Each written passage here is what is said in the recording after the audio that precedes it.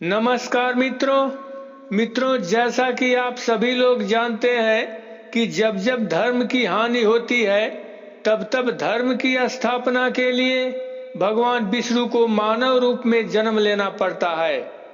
किंतु इस सत्य के अलावा एक सत्य और है। उसके कारण भी विष्णु को बार बार मनुष्य रूप में जन्म लेना पड़ता है।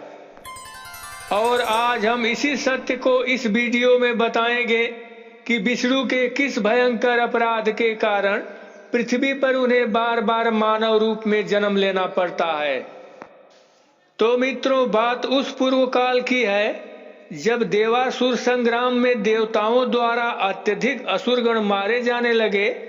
तब दैत्यों के गुरु शुक्राचार्य महाराज असुरों से कुछ इस प्रकार बोले हैं, जिसका वर्णन मत्स्य महापुराण के अध्याय 47 में कुछ इस प्रकार किया गया है।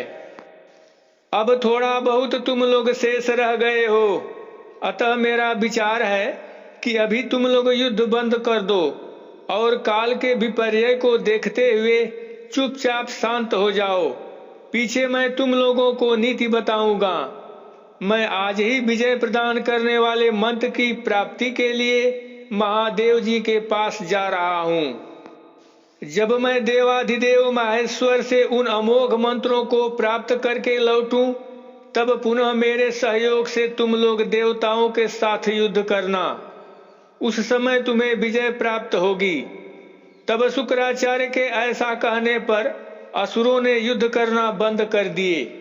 तब शुक्राचार्य ने असुरों से बोले, तुम लोग मेरे पिताजी के आश्रम में निवास करते हुए मेरे लौटने की प्रतीक्षा करो। ऐसा कहकर शुक्राचार्य जी महादेव के पास चले गए। मित्रों, यहाँ पर जान लीजिए कि शुक्राचार्य जी के पिता भृगु मुनि हैं, जिनके आश्रम पर असुरगण युद्ध बंद करके रहने लगे। किंतु जब देवताओं को यह ज्ञात हुआ कि असुरों द्वारा रण छोड़ने में ऐसी कूटनीति और यह छिद्र था, तब वे आमर्षण से भर गए। फिर तो वे संगठित हो, कवच धारण कर हथियारों से सुसज्जित हो, बृहस्पति जी को आगे करके असुरों पर टूट पड़े।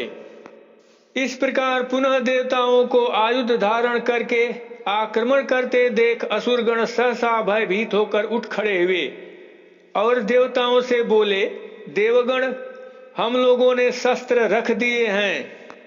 आप लोगों द्वारा हमें अभयदान भी मिल चुका है। मेरे गुरुदेव इस समय व्रत में स्थित हैं। ऐसी स्थिति में अभयदान देकर भी आप लोग हमारा वध करने की इच्छा से क्यों आए हैं? इस समय हम लोग बिना गुरु के आदेश के आप लोगों से युद्ध नहीं करेंगे। अतः अब हम लोग बिना युद्ध किए ही काव्यकी माता की शरण में जा रहे हैं।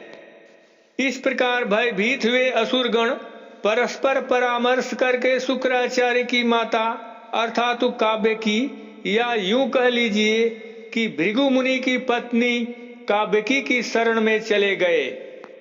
तब उन्होंने असुरों को अभयदान देते हुए कहा, दानवों, मत डरो, भय छोड़ दो। मेरे निकट रहते हुए तुम लोगों को किसी भी प्रकार का भय नहीं प्राप्त हो सकता। तब शुक्र माता द्वारा असुरों को सुरक्षित देखकर देवताओं ने कौन बलवान है कौन दुर्बल है ऐसा विचार न करके बलपूर्वक उन पर धावा बोल दिया। उस समय देवताओं द्वारा उन असुरों को पीड़ित किया जाता हुआ देखकर शुक्र माता ख्याति देवी क्रुद्ध होकर देवताओं से बोली, मैं अभी तुम लोगों को इंद्र रहित कर देती हूँ। तब माता ने सभी सामग्रियों को एकत्र करके अभिचार मंत्र का प्रयोग किया और बलपूर्वक इंद्र को स्तंभित कर दिया। तब अपने स्वामी इंद्र को स्तंभित हुआ देखकर देवगण मूक से हो गए और वहां से भाग खड़े हुए।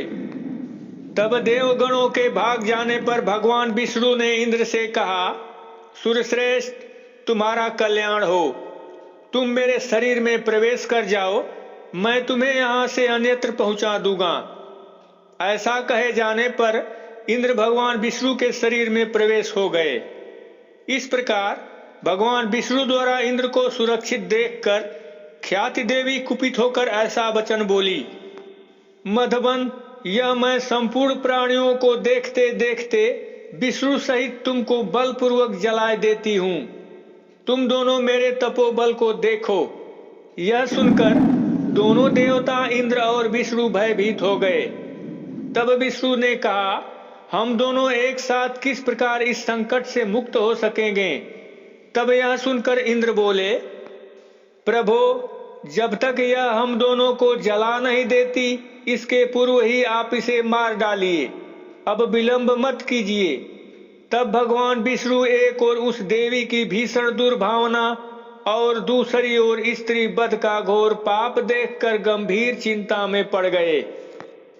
फिर उस देवी के क्रूर विचार को जानकर उस आपत्ति से उद्धार पाने के लिए उन्होंने अपने सुदर्शन चक्र को लेकर पाप से डरते डरते उसके सिर को काट गिराया। तब ऐश्वर्यशाली भृगु उस भयंकर स्त्री वध को देख कुपित हो गए और वे उस भार्या वध को निमित्त बनाकर भगवान विष्णु को शाप देते हुए बोले, विष्णु, चूंकि स्त्री अवध्य होती है, इस धर्म को जानते हुए भी तुमने मेरी भार्या का प्राण हरण किया है। अतः तुम मृत्युलोक में 7 बार मानव योनि में जन्म धारण करोगे। तो मित्रों, उसी शाप के कारण धर्म का ह्रास हो जाने पर भगवान विष्णु लोक कल्याण के लिए मृत्युलोक में पुनः पुनः मानव योनि में अवतीर्ण होते हैं। किंतु यह भी जान लीजिए कि विष्णु द्वारा शुक्राचार्य की माता ख्याति का वध किए जाने के बाद भी भृगु मुनि ने अपनी पत्नी को अपने तपोबल से पुनः जीवित कर दिए। तो मित्रों, शुक्राचार्य की माता और भृगु मुनि सहित उनकी पत्नी के वध वाला यह प्रसंग कैसा लगा अवश्य बताइएगा। फिर मिलेंगे एक नए वीडियो के साथ। तब तक के लिए नमस्कार।